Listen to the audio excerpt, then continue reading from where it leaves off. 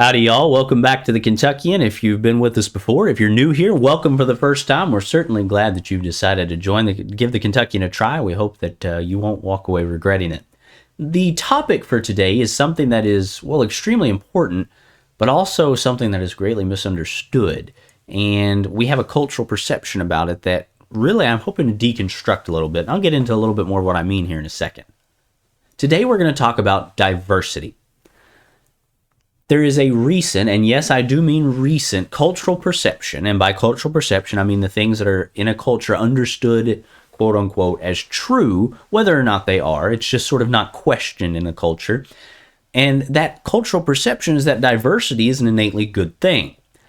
Now, people on both sides of the aisle might say, well, it's taken too far sometimes. Affirmative action isn't really about diversity and various maybe social programs that focus on how we think about diversity.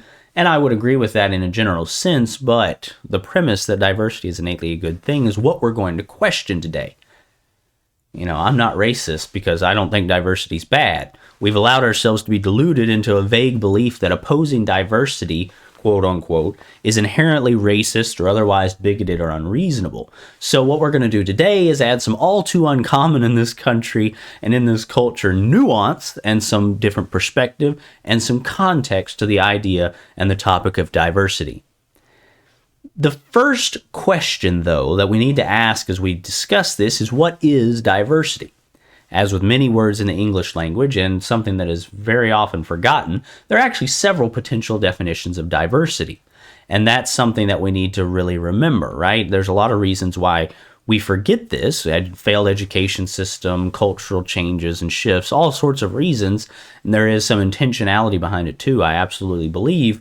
But we forget that words can have very different meanings and used to be used in different ways based off of the context, based off of perspective, and sometimes just changing the word because you have a decently sized vocabulary and you're not just using the same word to describe the same action every time. Sometimes it's just to be creative and just to be different, just to change things up a little bit. And we've often forgotten that. We've sort of shoehorned ourselves into having a singular definition and a singular perception of a word that may be used in a whole bunch of different ways historically in the history of the English language and in the history of this country. One example might be a stereotype. Now, we generally have a negative connotation to the word stereotype, to the idea of a stereotype. Well, you're stereotyping someone, all this different stuff. And actually, there's a lot of different ways to use stereotype, and not all of them are bad. Also, another word like that would be prejudice. We have a natural cultural negative connotation of the word prejudice, and yet using prejudice and stepping back and using it in a more general sense and applying it in different contexts, it can be something that's completely harmless and even good. So to help deconstruct our cultural perception a little bit and this really propagandized perception of the idea and the word diversity, let's think about it in depth of what can it mean and what does it mean at other times and so on. So a couple definitions from dictionary.com for the word diversity. One is simply variety, multiformity. There's a difference in things. There's a lot of different things, a lot of things in a group that aren't the same. Another definition, a point of difference. Very straightforward, very simple. So let's take the bias, let's take the political theater and the cultural manipulation and propaganda out of this a little bit, take a step back, and just breathe. So we want to take a step out of this weird, unrealistic, modern American political microcosm that we live in and take a more broad, informed look at the word and the concept itself.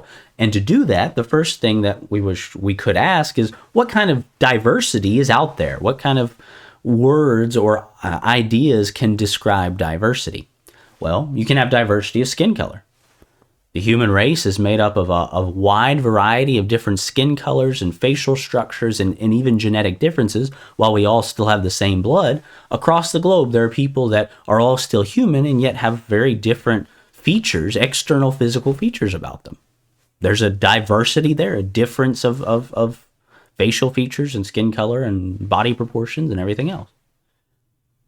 You can have diversity of gender. Now, there's only two genders, but you can still have a man and a woman. You can still have both in the same organization or group.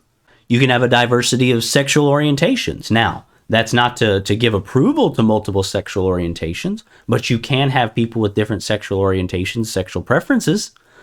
There's different ones, and you can have multiple different kinds in the same group. That's a diversity of sexual orientation. You can have a diversity of religion.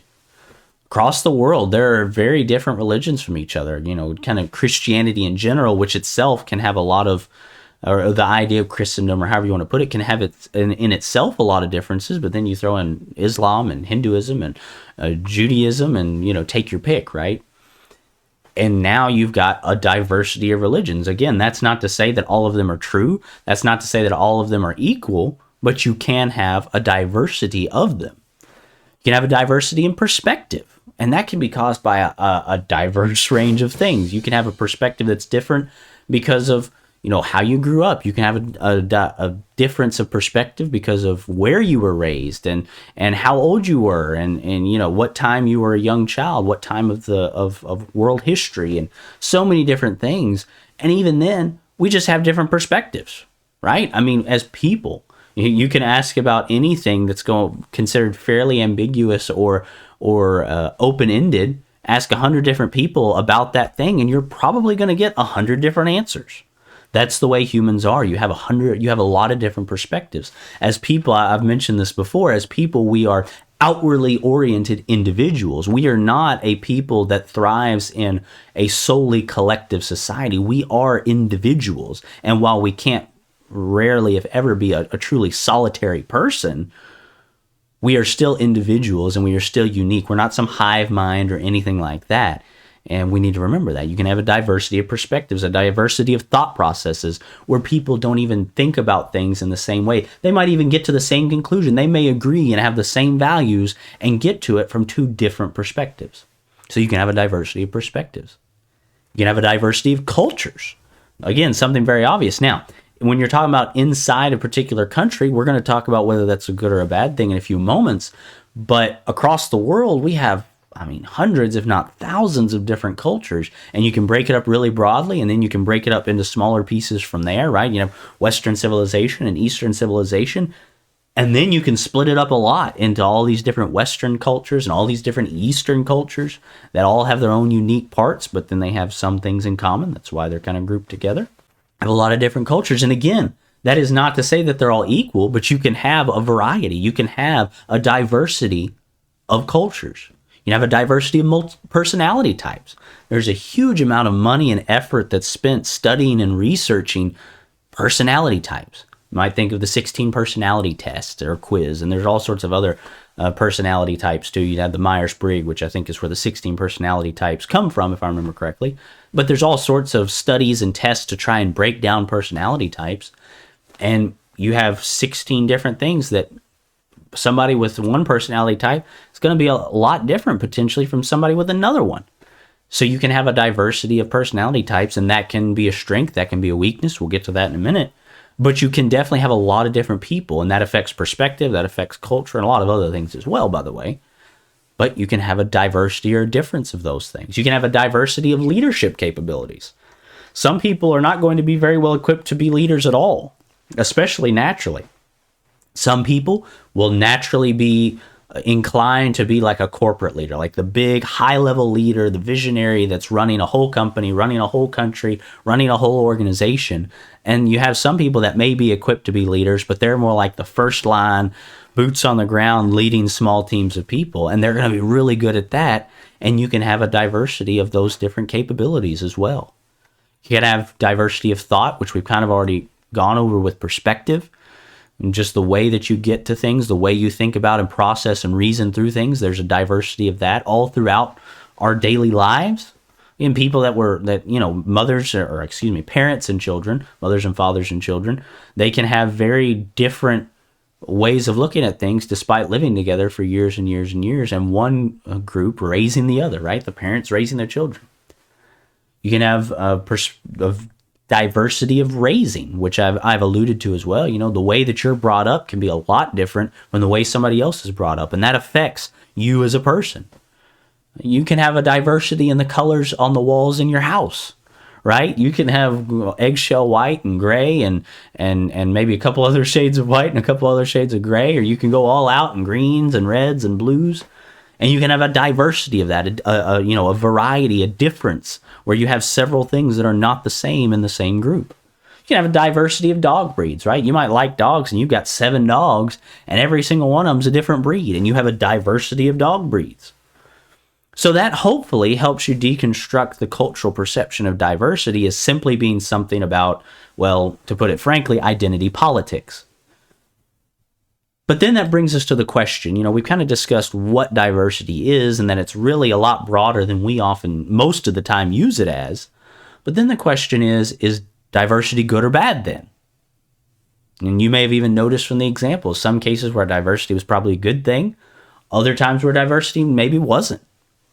And that's the thing. Diversity is neutral. Diversity, in the general sense, the more accurate definition of the word that doesn't shoehorn it into political and cultural propaganda, diversity is neutral. It's not good or bad. It depends on the context, and it depends on the situation that it's used in. So diversity, and I'm going to kind of bring it into specifically to the things that we probably think about more because of our culture, because of the way diversity is used. See, diversity in general, on a singular cultural level, on kind of the internal affairs of a country, is actually pretty dangerous. Now, you might already be like, well, what's he talking about? Where's he going with this? Well, just hear me out. It's not really as crazy as some people might take it. Borders and distinct cultural barriers that provide a way for productive cultural exchange. See, when I say that diversity in a internal country's affairs or an internal nation or an internal group's affairs, to have a diversity of cultures, a diversity of perspective, well, not necessarily perspectives, a diversity of worldviews, even a diversity of religion, can actually be dangerous and tends to be dangerous in a lot of those cases. Think about it this way. Are you going, when you have 2 countries, say, let's just keep it simple, you have 2 countries, and one is very different from the other. They have a different history, they have a different culture, a different kind of people because of those things. Maybe even different religion. Very different way of looking at the world. Are you going to be more receptive to that other country's cultural influence when it's considered exotic?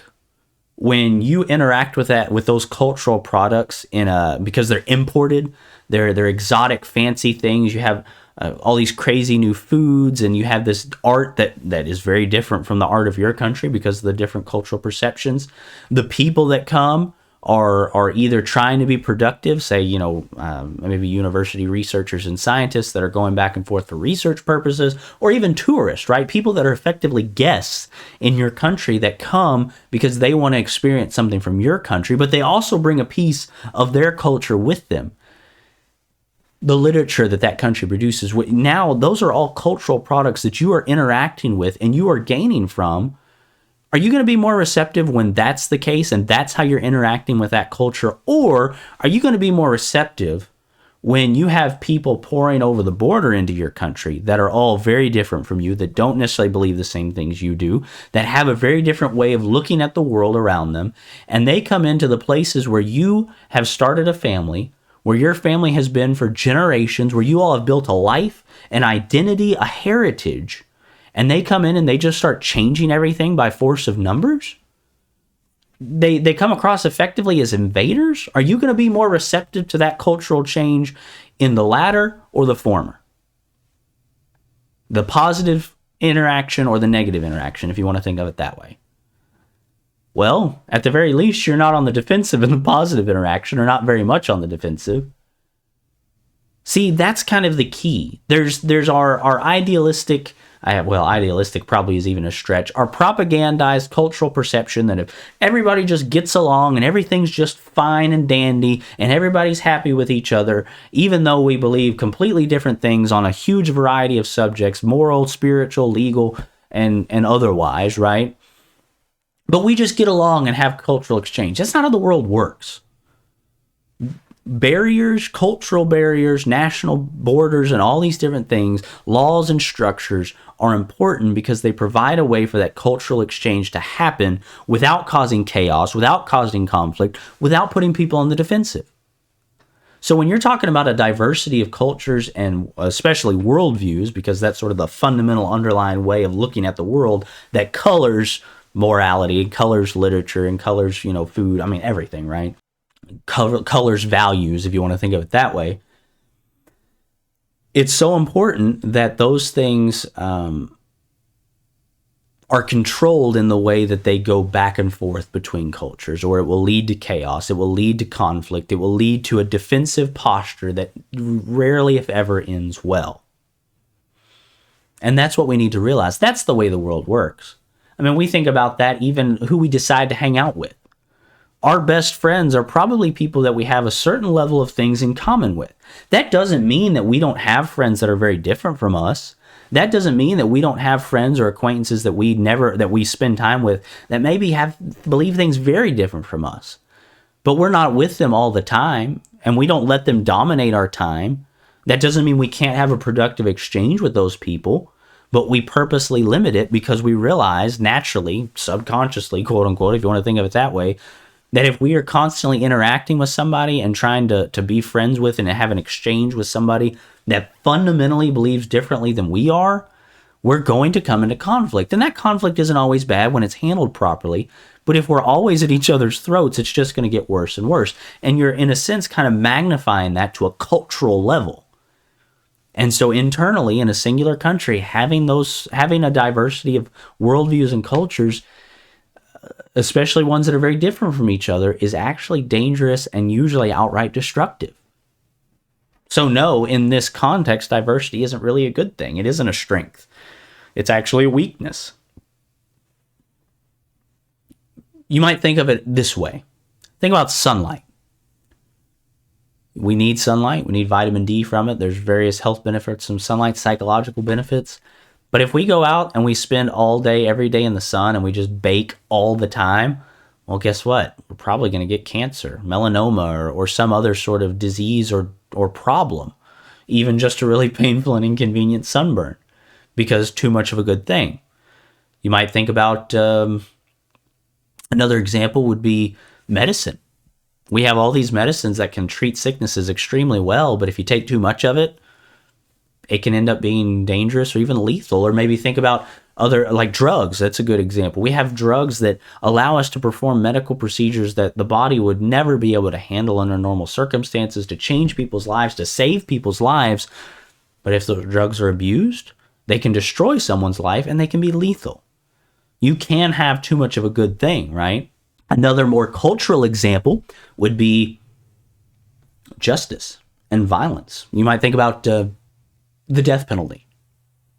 Generally a very good thing to provide justice when somebody, kills somebody, murders somebody, right? You're not a criminal that is convicted of those things, and you might have the death penalty or maybe some corporal punishment for a lesser crime. And that's good. That's important. That's actually extremely helpful when it comes to providing justice and even discouraging the evildoer. But it can be taken too far. If it turns into mob rule and crazy vigilanteism and all this kind of stuff, that it turns into chaos and innocent people are hurt and hung and whatever, right? Think about the old westerns. Like, maybe this is exaggeration, but it feels like half the old westerns, there's some mob that they've got the wrong person, but they're sure that they shot the sheriff's son, so they're gonna hang him tomorrow. Like that at sunrise, right? That's a really common trope, but it is an effective illustration of that problem, that you can have too much of a good thing. You can take it too far. You can take it out of context, and it can be a serious problem. Now, let me be clear. Diversity of thought and openness to new ideas in a general sense is important. I'm not saying that that's bad in a general sense. Much progress in history has come from that attitude, but it has to be controlled. It has to be careful. Think about the cell. Maybe you've studied microbiology, and the cell is one of the fundamental units of life. And the cell has a cell wall. What does that cell wall do? It's designed in such a way that it controls what goes in and out of that cell, that it makes sure that bad things don't come in, that good things don't come out that would damage the cell. In fact, that good things come in certain amounts, because guess what? Even the cell can get too much of a good thing, and if that cell wall doesn't function properly or fails for some reason, it can lead to the destruction of the cell. It's that same idea. It's not that we don't have any exchange. It's not that we hate other people or anything like that. By no means. What it means in reality is that we are careful and controlled about how we allow that to happen, so that it happens in a productive, healthy manner for both parties involved. So there's some other considerations on diversity. Perhaps the smaller scale things are just not going to spend as much time on, but a few other considerations to think about. Let's remember that not all diverse things are good or bad, for that matter. We still have to cling to truth. We still have to realize that there are some things that are worth spreading around. There are some things that are worth exchanging with other cultures, and there's some that are not. There's some cultures that are not really, that one, are not equal with other cultures and aren't really even deserving of remembrance in some cases. Some of them, calling them cultures is a stretch at best. You know, you look at the results of the culture, right? Let's take the racial, ethnic questions out of it. Let's take the geography and the economic and all that stuff. Just look at the results. Look at the kind of people that are produced. Look at the actions that culture takes. Look at the actions that culture condones. If a culture is sacrificing humans every day to keep the sun moving through the sky and so on, and they're brutal and they enslave people and torture them or enslave them simply for the purpose of human sacrifice. I mean, you know, you think about perhaps some of the South American and Central American empires that were around, and their cultural products have effectively stagnated. They never did figure out using the wheel. They never develop advanced metalworking or all sorts of other technologies that are left all but unexplored. You look at the results, look at the moral results especially, and realize that maybe we don't need to preserve that. They don't have much to offer. And that's not to say that even those cultures never have anything to offer. Don't get me wrong. But we need to be realistic. We need to remember truth. And we need to remember that there is right and wrong. Again, always focus on truth. Don't get swept up in cultural fads like diversity is right now, identity politics. It's a cultural fad in America right now. Keep some big picture thinking. Try not to get too focused on the little things at times, and keep some historical context. Keep some nuance. Be patient. Be reasonable, and you won't get swept away in these things. And also remember that being proud of, protecting, and growing your culture is by no means innately evil, and this goes to especially Western civilization and those that are part of Western civilization.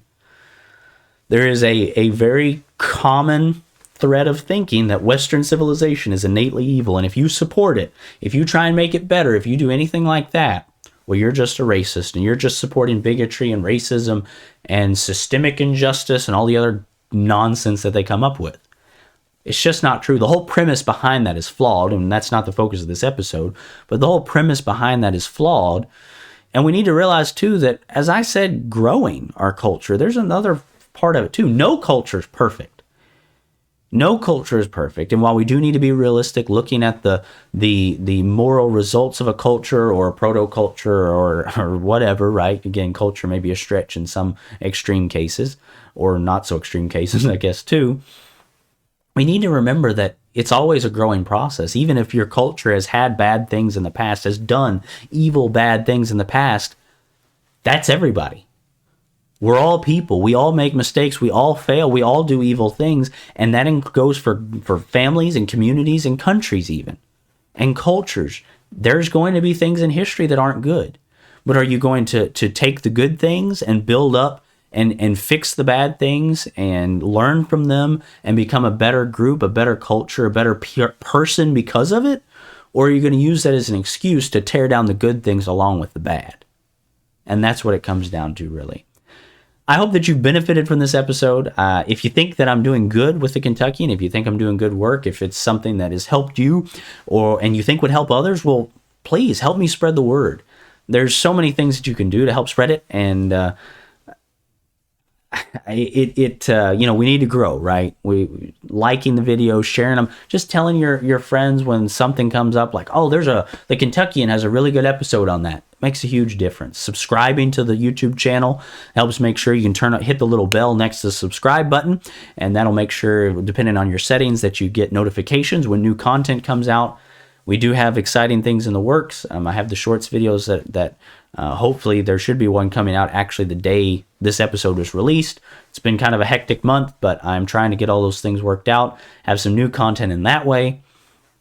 And there's so much that can be done. There's so many ways, little things that you can do that do help. The YouTube stuff, you can go to our social media, Facebook, Instagram, Gab, interact, subscribe, sign up so that you see new content, new posts.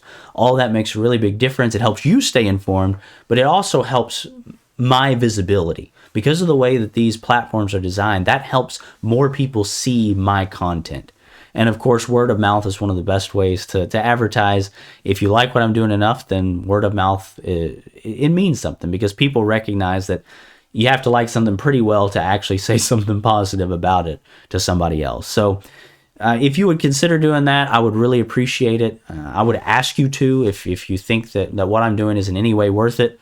And if you'd like to have a more personal connection with me and support me in a more personal way, my Patreon is also linked below in the description, as well as the social media sites and so on. That way you can be a personal supporter. You have access to some exclusive things, and you have more exclusive access to me as well. I do try and make sure I make time for my patrons. And I do want to say thank you to my patrons. I want to say thank you to you all for supporting me. It really does mean a lot. I hope that you all understand that. And let's remember, as long as you and I are doing what's right, we make a real difference in this old world. This has been Ryan Dalton of the Kentuckian, signing off.